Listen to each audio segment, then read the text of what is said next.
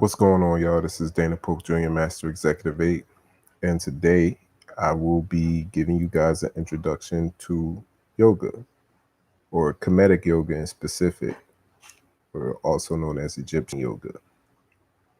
And I'm doing this because this is what I feel strongly led to do. So I'm teaching Kemetic yoga. But as far as the actual postures and all that and the exercises, I'm not going to get into that. I'll provide you the resources that you can do that on your own. I'm just more going to talk about pretty much everything surrounding it. But that part, I feel like, will be at your own discretion. You know what I'm saying? And you may even want to, I am not a yogi. Like I've I'm not a yogi. Like, if you want to actually go practice, I would suggest going to get someone who's experienced and learn under them. Or I don't. If you're like me, I'm a self learner, so I'm more into books, videos, and stuff where I can kind of learn on my own. But if you really kind of want to take it to the highest levels, I would suggest going to an actual practitioner and learning from them. But here I am. So let's go. So, in this video, I was going to give you an introduction into yoga and a slight introduction into Kemetic yoga. And I'm not even going to talk about the next video. When I do it, I'll do it. So, what's the definition of yoga? The definition of yoga means to link back to something or to become yoked to something. But what are we linking back to? We're linking back to our original form, or the universal consciousness, or the source, or our spirit, or our original nature. So in general terms, yoga can be seen as any method that frees or liberates us from our fleshly existence. Whether you're exercising, meditating, or performing any ritual that leads you towards the divine being that you are performing yoga. So it's the intention that matters most, though. To the degree that what you're doing leads you to your connection with the Supreme Being will determine how much you benefit from the practice. So you have 5 major categories of yoga. So one is the yoga of selfless service. Then you have the yoga of Tantra. You have meditational yoga. You have loving devotion yoga, or yoga of devotion. And you have the yoga of wisdom. And these are the 5 categories, or the disciplines, the 5 major categories of yoga. So these major categories are also split up into subcategories. It can get pretty deep, but I'm just this is just an introduction. So we're just gonna stick to those 5. And the spiritual movement in harmony is the goal of the practitioner, who uses all of these aspects in an integral and efficient manner. As one progresses through their practice, the inclusion of maybe parts as a beginner were not present. So like in the beginning, you might not use every aspect of all 5 categories. You know what I'm saying? You might use a few. But like as you go on and as you progress, you'll start to either add or take away, whatever it suits to you, because it's an individual journey. So these categories can be used in conjunction. For example, someone who might place a priority on devotional yoga, but they still may include studies and wisdom along with meditative or devotional yoga. So I'm sorry, meditative or I messed that up. But you know what I'm saying? What I'm saying? So in short, if the practice or any exercise or discipline leads to a better connection to source, it's basically yoga. So the simple act of studying spiritual teachings and meditating, reflecting upon them, that's the practice of wisdom yoga. Mindful meditation or the on a divine self can be considered meditative yoga. Identification rituals that assist you in realizing your true nature is called ritual identification yoga. And then you have Kundalini, also known as Uraeus yoga, and that is the development of your serpent powers that are linked to the centers of your psychic energy and your physical nature. And then you have selfless service and ethical behavior practices that you learn and adhere to, and they're considered in our daily lives as the yoga of action. Um, then you have the yoga of devotion, and that has to do with inner work and attaining to and developing um, love for the divine. There's a distinction between a male and a female practitioner as well. A male practitioner is referred to as a yogin, and a female practitioner or a yogini is what um, someone who is a female is referred to. So a yogin or a yogini who has pretty much reached the peak of their yoga journey is referred to as a yogi. So enlightenment is the mission of the yogi.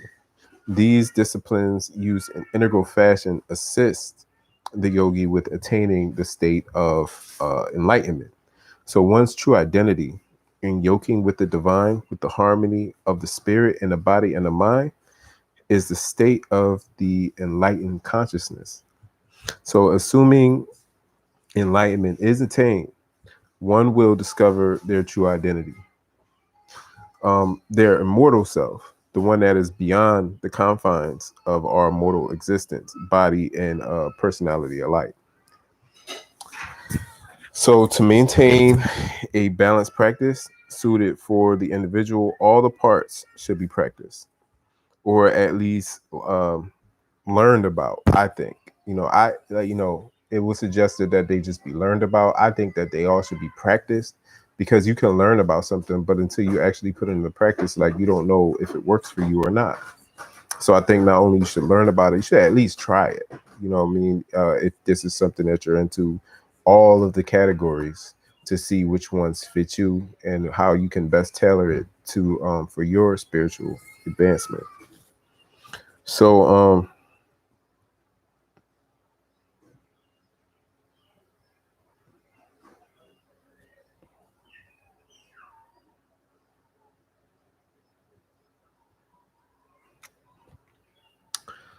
to to maintain balance practice suited for the individual. Like I said, all of them should be practiced. So the desire of the individual towards self-improvement and right guidance will determine the yogi's advancement. So like I said before, it's dependent on your intention, how much or how fast you advance. So yoga is it's a combination or it's a plethora of sciences ranging from transformation of spirit and psychology, including practices in meditation, teachings and wisdom, and their application to daily life, breathing techniques, asanas, or the physical exercises, as well as purification of the diet and virtuous living. So pretty much all those combined will give you a complete yogic practice or a complete process towards enlightenment. So, carefully blended and mixed with ordinary life, union with the higher self can be attained, along with wonderful changes in his or her love life during the journey. And I just want to say something real quick. I want to place emphasis on what the word yoga actually means. Yoga, I don't want to make yoga seem like this a lot of people when they think about yoga, they automatically think about asanas, or they automatically think about somebody sitting there breathing, or they automatically think about like certain things that are portrayed to us as yoga. But remember the definition I broke down. So you don't like, some people may disagree with me on this, but I don't really care. Like in my mind, you don't have to do any of this. You know what I mean? Anything.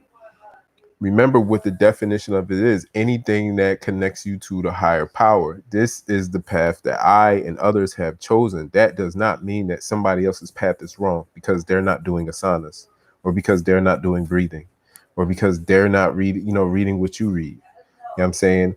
Is what they're doing connecting them to their higher self? That's the only definition of yoga. You know what I'm saying? Is it connecting them to their higher self? You know what I mean? So I'm gonna continue because I feel like we all get to the creator in our own way. You know what I'm saying? So like there's not this like cookie cutter way, like you have to do it this way. You know what I'm saying? It can't be that way. Like it just doesn't work that way. Everybody is not going down the same path at the same time on the same level. But some of us are going down this path. So this is the one that I expect to resonate with. So the teachings in the literary form of the Indian sages of Vedanta were originally derived from the teachings and practices done in ancient Egyptian temples. You know what I'm saying? So basically, like, the interesting thing is, like, if you were to go look up where yoga originated, it talks about India. You know what I'm saying? And India's pretty much done a great job of bringing it into a good a form, like a good structure. Shoot, sorry y'all. I found My Google thing popped up, but that's not where it originated. And I would even dare say it originated even before Kemet. You know what I'm saying? But I'm not getting into all of that right now. Let's stick to the point. But so the Kemetic or Kemet is just another word for Egypt. But I'm stick to Egypt. The Kemetic or Egyptian mysteries were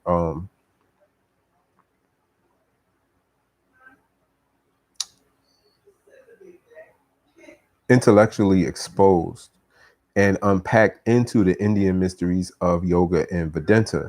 So the yoga of Vedanta, forgive me. The Egyptian mysteries are also the foundation of Gnostic Christianity. Gnostic Christianity is pretty much Christianity that existed before Roman Catholicism. So the Gnostic studies will also be useful. So what we're doing here is we're looking at yoga from a complete perspective, not just a Vedanta, a yoga of Vedanta aspect or Gnostic Christianity yoga aspect, but all of three of these combined.